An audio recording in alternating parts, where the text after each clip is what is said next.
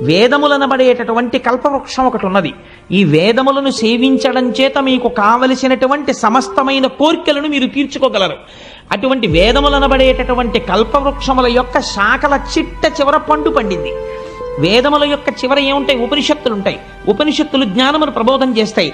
ఉపనిషత్తులనబడేటటువంటి జ్ఞానమును బోధించేటటువంటి వేదముల యొక్క చివర ఉన్నటువంటి శాఖల చివరి భాగమునందు పండినటువంటి పండు ఉపనిషత్తుల చేత ప్రతిపాదింపబడిన పరబ్రహ్మము యొక్క స్వరూపము. ఈ పరబ్రహ్మ స్వరూపము ఇవాళ పండుగా పండింది. ఈ పండునేం చేసింది? బాగా పండిందా లేదా మనం ముట్టి చూస్తాం.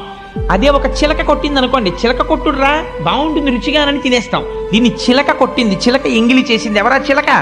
శుకబ్రహ్మ. శుకుడు తన నోటి ద్వారా ప్రవచనం చేశాడు. దేని మీద ఆపేక్ష లేనటువంటి ఒక మహాపురుషుడు ప్రవచనం చేశాడు. అటువంటి శుకబ్రహ్మ నోట్లోంచి వచ్చింది. అందుకని నిగమకల్పతరోర్గళితం ఫలం శుకముఖదామృత ద్రవ సంయుతం పిబత భాగవతం. ఆ భాగవతాన్ని తాగేసే. రసమాలయం, ఇది ఈశ్వరుడితో నిండిపోయింది. రసమాలయం ముహురహో రసికా భువి భావుకాహ. భూమి యందు నువ్వు భావుకుడు అయితే నువ్వు చేయవలసినటువంటి ప్రధాన కర్తవ్యం ఇదే. భాగవతాన్ని తాగేసేయి.